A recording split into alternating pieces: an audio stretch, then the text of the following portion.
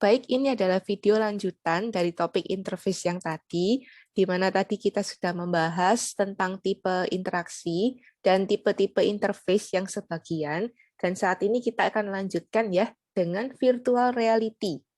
Nah, apakah itu virtual reality? Jadi virtual reality itu adalah simulasi grafis yang dihasilkan oleh komputer. Jadi intinya simulasi gitu ya. Dan menurut Gigante, virtual reality adalah ilusi dari partisipasi dalam lingkungan sintesis. Jadi kita memberikan, jadi kayak user tuh diberikan ilusi itu tentang dunia yang sintetis ya, dunia yang tidak nyata atau dunia yang buatan. Jadi pengalaman yang dihasilkan itu bukanlah dari dia berinteraksi dengan dunia nyata, tetapi dunia buatan. Kayak gitu. Nah, virtual reality ini menyediakan jenis yang baru dari pengalaman yang memungkinkan user untuk berinteraksi dengan objek dan juga menavigasi dalam ruang 3D. Kayak gitu. Nah, kemudian virtual reality ini menciptakan experience user tuh yang sangat menarik ya, terutama untuk game atau untuk hiburan, entertainment, karena benar-benar mau kayak memasuki dunia lain seperti itu. Nah, untuk perlengkapan virtual reality, biasanya ini adalah ada layar yang dipasang di kepala seperti ini, dan juga perangkat interaksi yang dapat dipakai, misalkan gloves atau controller, kayak gitu ya. Nah, bagi kalian yang misalkan nanti mau TA, yang fokusnya itu pakai VR device, itu kita punya Oculus Rift S, jadi kalian bisa itu ya, kalian bisa mungkin berminat TA di virtual reality. Nah, kemudian kalau tadi itu kan contoh gambarnya VR-nya pakai controller. Nah, kalau VR yang nggak pakai controller, maka harus mengandalkan visual untuk bisa mengakses UI yang muncul.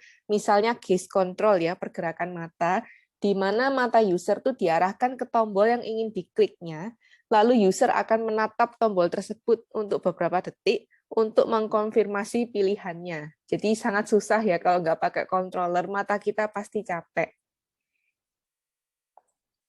Kemudian tipe interface berikutnya adalah speech based.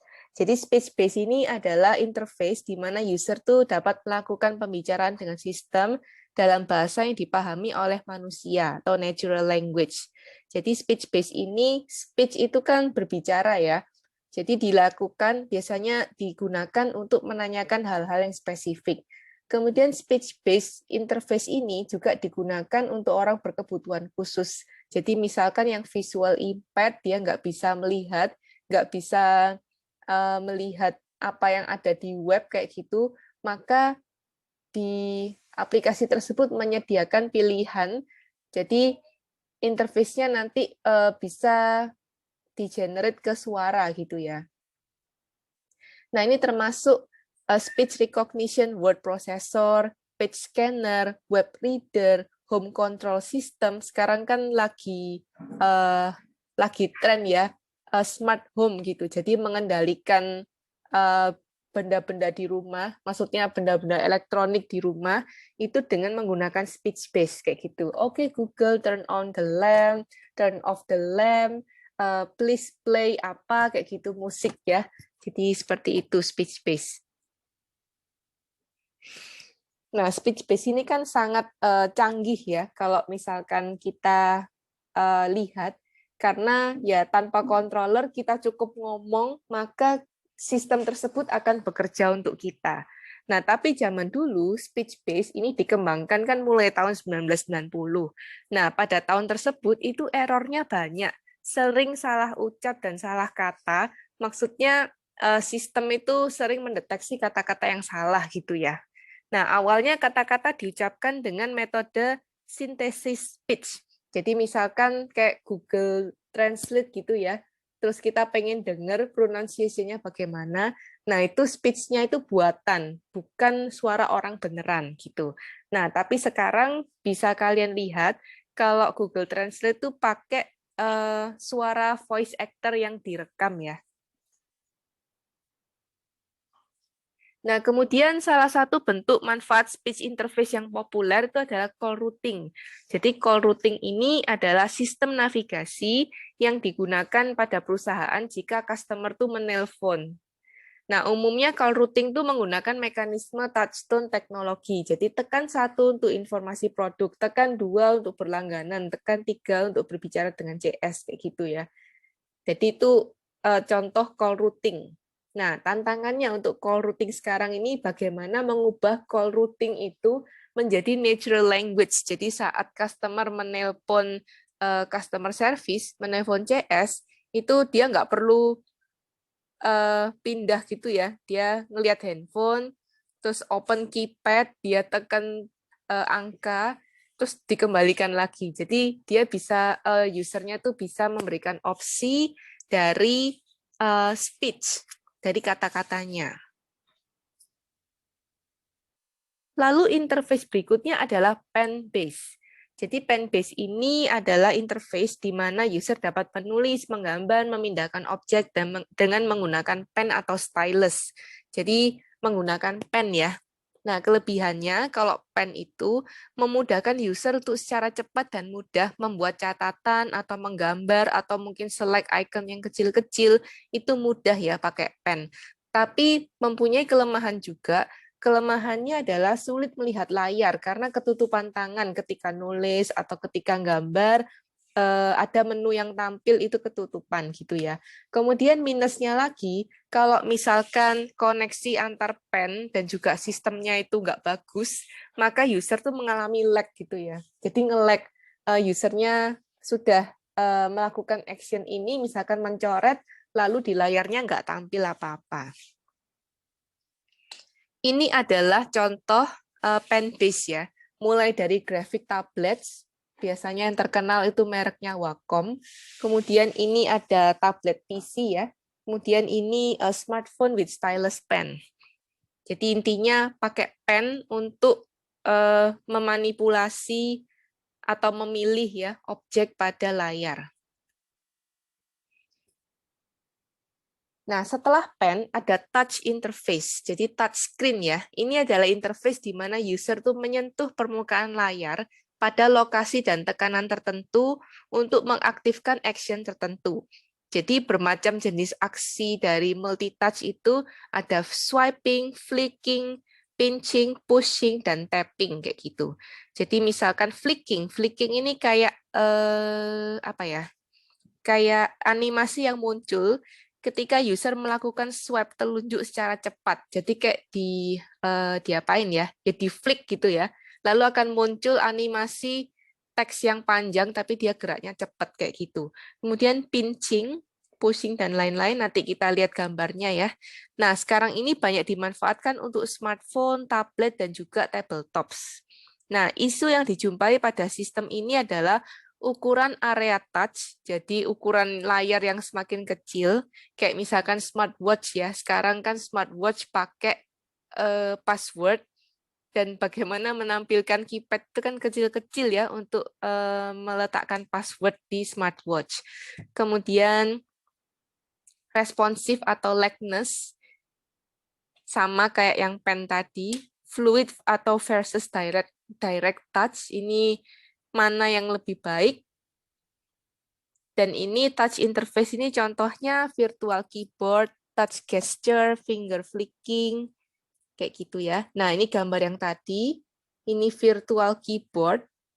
Jadi keyboardnya itu di layout kayak gitu, di layar. Jadi kita nggak lagi menekan pada board, tapi di layar. Lalu ini macam-macam multi-touch ya, drag, flick, double tap, dan seterusnya. Berikutnya ada air-based interface. Jadi air-based interface ini dia menggunakan sensor atau camera recognition dan juga teknik computer vision. Jadi bisa kalau yang computer vision ini dia bisa mengenali tubuh, tangan, lengan dan kaki seseorang. Dan sistem termasuk Kinect ya. Nah, gerakan ini dipetakan dalam berbagai jenis gaming motion kayak misalkan swinging, bowling, hitting, punching, kayak gitu. Pemain direpresentasikan di layar sebagai avatar yang melakukan action. Jadi ini adalah contoh dari air-based interface. Kita akan lihat contohnya ya.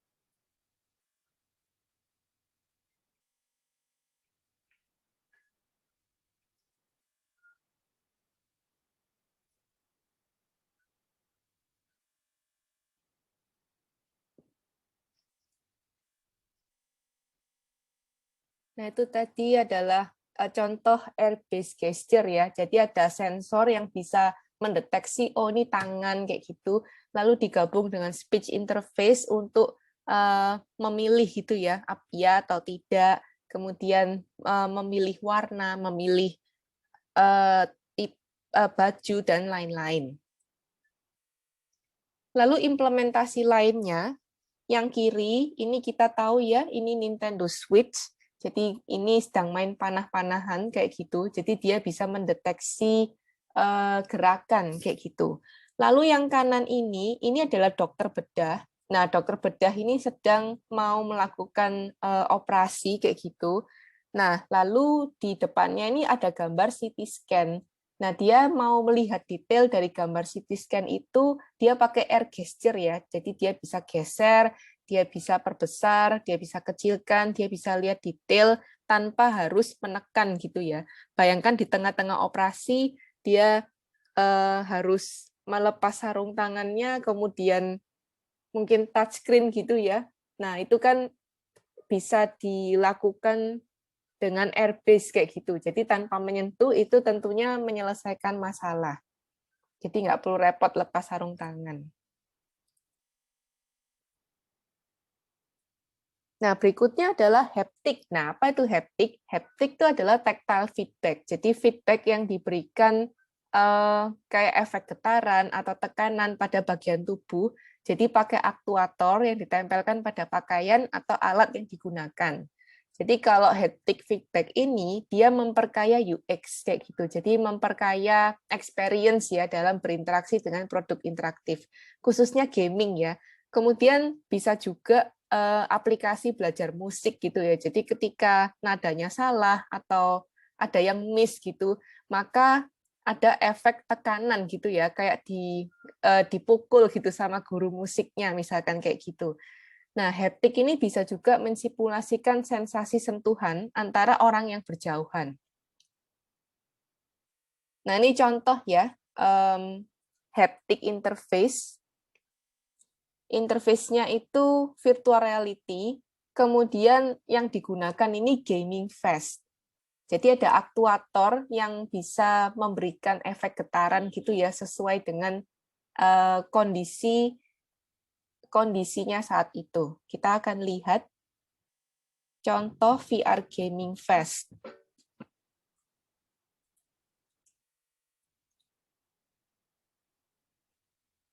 Oke.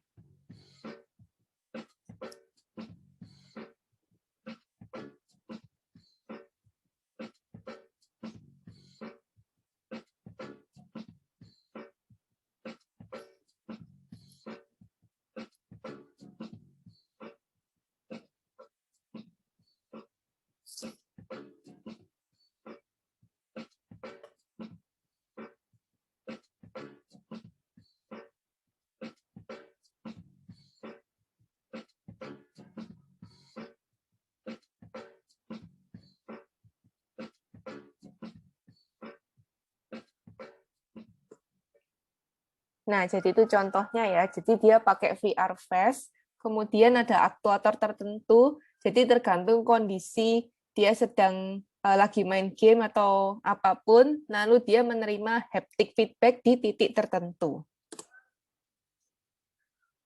Kemudian multimodal. Jadi multimodal ini adalah interface yang menggabungkan beberapa interface sekaligus untuk memperkaya UX. Jadi misalkan Kinect itu gabungan antara air gesture dan juga speech. Jadi kayak tadi ya contohnya yang di toko baju yang tadi. Kemudian Wiimote itu air gesture dan juga haptic. Kemudian Google Glass, multimedia dan juga speech. Jadi itu multimodal. Kemudian talking dan gesturing, jadi berbicara dan juga memberikan gestur tertentu gitu ya. Itu adalah tipe interaksi yang biasa dilakukan antara manusia dan manusia. Dan tentunya interaksi seperti ini itu merupakan cara yang natural gitu ya untuk berinteraksi dengan komputer. Kemudian ada juga shareable. Jadi shareable ini adalah interface yang didesain supaya bisa digunakan lebih dari satu orang. Jadi multi-user ya. Dia menyediakan multiple inputs dan terkadang dia allow input yang secara bersamaan gitu ya, multi input secara bersamaan oleh sekelompok orang secara bersama-sama. Kayak gitu. Biasanya displaynya itu besar, bisa wall display atau table gitu, di mana orang pakai pen dan juga gesturnya masing-masing.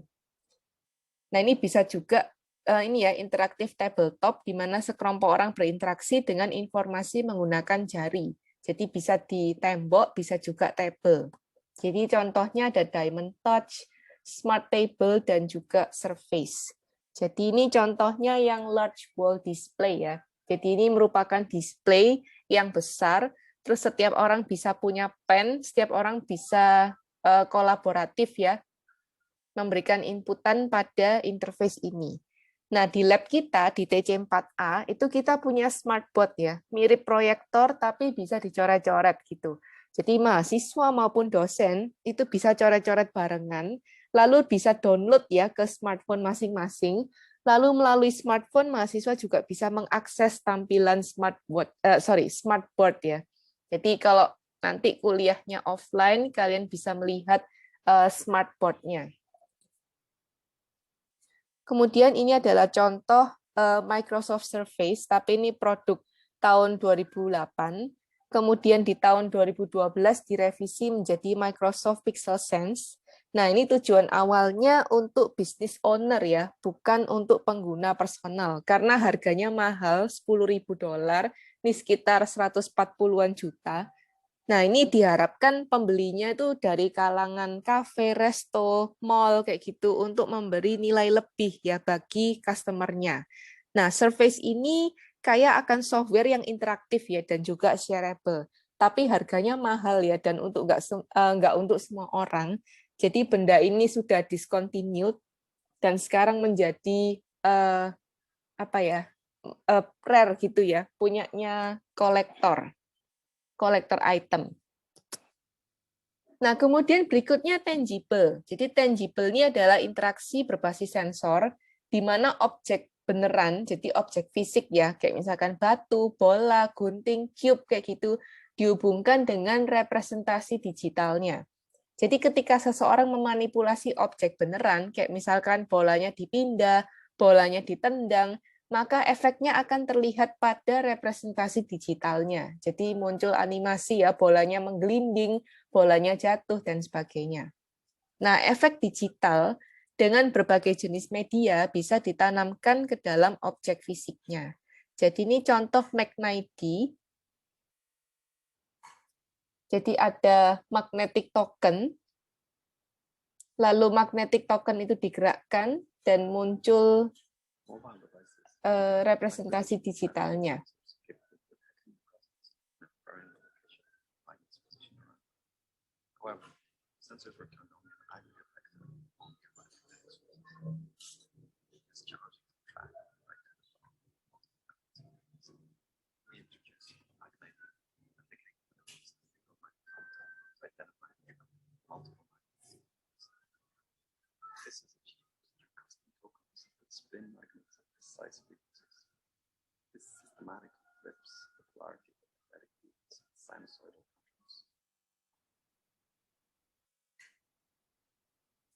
Applying the bandpass filter to the data this generates lets us identify multiple tokens simultaneously. By extracting the power of each frequency band, we can also infer the distance between each token and the sensor. To demonstrate the system, we constructed several applications. This application will simply identify which tokens as animal tokens, each of which contains a magnet spinning at a different frequency, are added in physical cage, but virtual versions appear and disappear.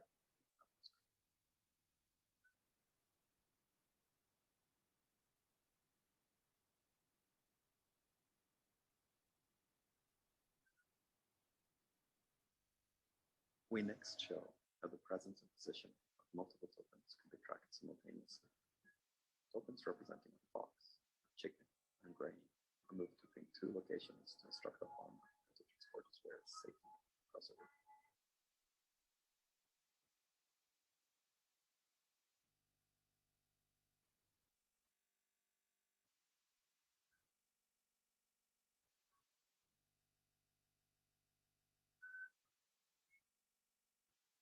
Elephant.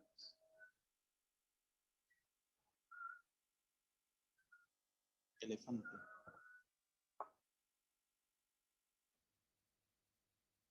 Elephant. Extending this functionality, the next application tracks a larger number of tokens. You have 6 animal tokens, 4 language locations, enables you to certify the animal's name in the corresponding language. Lion.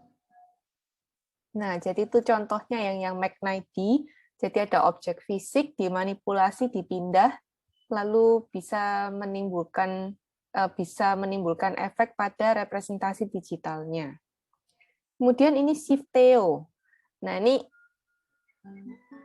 ini ada display di objek fisik ya. At Shifteo, we're inspired by the fun of playing with real objects using our hands. That's why we created Shifteo Cube, an interactive game system that combines the best of cutting-edge technology with timeless tactile play. The design has been prepared with a combination of Apple, Lego, and Nintendo. We think that's pretty cool. Shifteo Cubes are little magic blocks that run software. They respond to motion and sense your touch. And the best thing, Shifteo Cubes sense each other. There's an insane amount of technical wizardry packed inside to make them work. But on the outside, they're radically simple. You can download new games for your cubes digitally. Let's take a look at what you can do. Shifteo Cubes can be containers for other objects.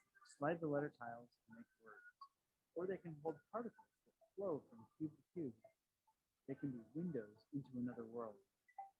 They understand what your hands can do, like pouring a liquid, or twisting a key in a lock to open a chest. Or flicks, nudges, and collisions. or even making lunch. Scipio cubes live in our world, so you can spin them at the top.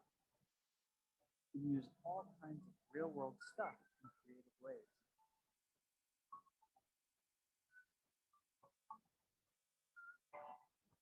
Cubes are smart. You can play with other people and full-body gestures. You can have some amazing game experiences with Scipio cubes right now. We're also hard at work, coming up with new ideas that we think will blow your mind. Independent designers are signing up too.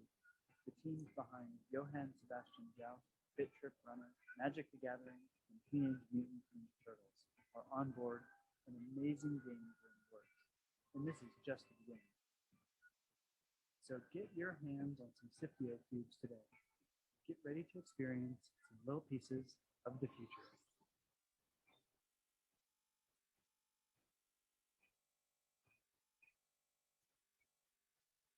There's really never been anything. Oke, jadi itu yang Scipio.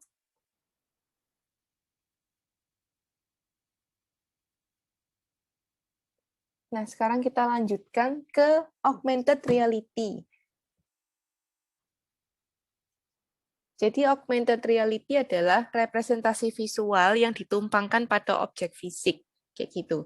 Jadi ada objek fisik, lalu ada kayak objek gitu, objek virtual yang ditumpangkan ke objek fisik tersebut. Jadi untuk visualnya yang utama itu adalah objek nyata ya, bukan yang virtualnya.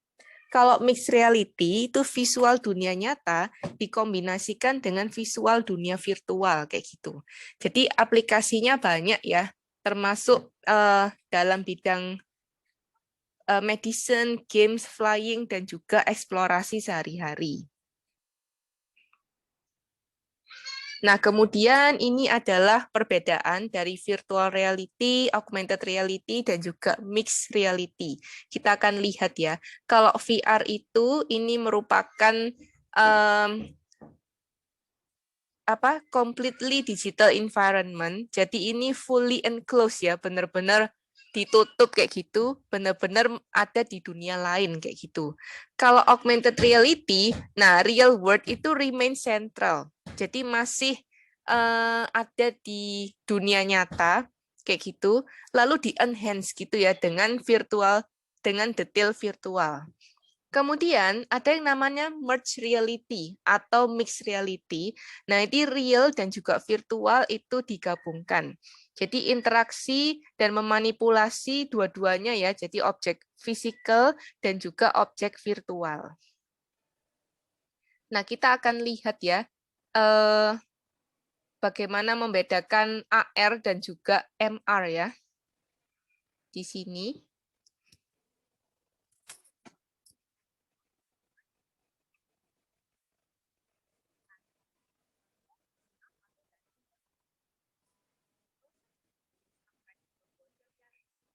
Nah, augmented reality ini seperti ini. Jadi real world itu masih sentral kayak gitu. Jadi kita lihat gedungnya, tapi di-enhance oleh virtual reality.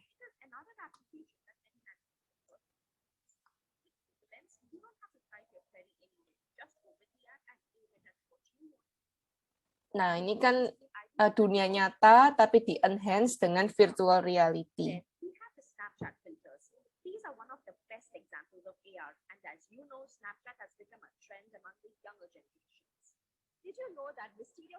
Nah, kemudian untuk yang mixed reality itu contohnya seperti ini.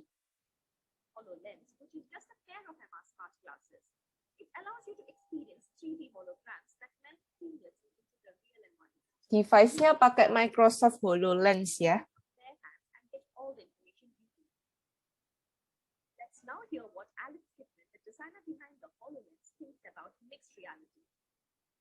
In the real world. We're finding great success in mixed reality from education to healthcare to manufacturing, which a lot of the cases happening here. Here's a quick recap of what we know so far. So augmented reality adds digital elements to a live environment, whereas virtual reality implies a complete immersive experience that shuts out the physical world. On the other hand, a mixed reality experience combines elements of both AR and VR where you can interact with both the real world and the digital elements. Immersive technologies are quickly becoming a part of our. Oke, jadi itu bedanya ya. Kita bisa lihat kalau AR itu real world-nya itu remain central kayak gitu, terus di-enhance dengan virtual reality. Kalau virtual reality itu benar-benar completely dunia sintetis. Kalau mixed reality kita bisa berinteraksi dengan objek fisik maupun objek virtualnya. Kemudian wearable ya. Wearable ini sesuatu yang bisa dipakai. Jadi perkembangan pertama adalah kamera yang dipasang di kepala kayak gitu, dan kacamata yang memungkinkan pengguna itu merekam apa yang dilihat dan juga bisa mengakses informasi digital. Jadi bisa kamera, perhiasan, topi yang dipasang di kepala, kemudian kacamata, sepatu, jaket, semuanya kan bisa dipakai gitu ya. Dan dia itu memberikan user sarana untuk berinteraksi dengan informasi digital saat dalam perjalanan atau melakukan aktivitas apapun. Lalu aplikasinya apa? Bisa buku harian otomatis, pemandu wisata, indikator siklus, dan juga informasi lainnya ya. Nah, ini contoh device ya, Google Glass. Nah, ini Google Glass ini sudah discontinued sejak tahun 2014 kayak gitu. Nah, Google Glass ini memungkinkan kita merekam gitu ya, apa yang kita lihat. Nah, ini barang ini sudah discontinued, alasannya pertama terlalu mahal, harganya $1.500 pada saat itu, lalu desainnya aneh, dan juga isu privacy kayak gitu. Jadi kan misalkan ada orang yang nggak tahu, terus kita diam-diam ngerekam, dan orang itu nggak tahu kalau direkam. Jadi itu merupakan privacy issue. Kemudian ada juga yang mengeluh kalau orang yang pakai Google Glass itu pandangannya kosong, karena dia cuma lihat ya pandangan kosong gitu, nggak ngelihat ke dunia nyata. Oke, jadi itu tadi bermacam-macam interface yang sudah kita bahas, dan banyak sekali ya, kalian bisa melakukan self-learning untuk interface ini ya, robot dan juga drone. Kemudian kalian juga bisa cari informasi tentang brain-computer interaction, lalu dashboard interface, dan juga interface di consumer electronic dan appliances. Nah ini ya, kalian bisa self-learning, cari informasinya sendiri tentang interface yang ini. Baik, sekian pembahasan tentang interface. Semoga apa yang saya sampaikan ini bisa berguna ya bagi project maupun TA maupun pengetahuan kalian. Sampai di sini, terima kasih.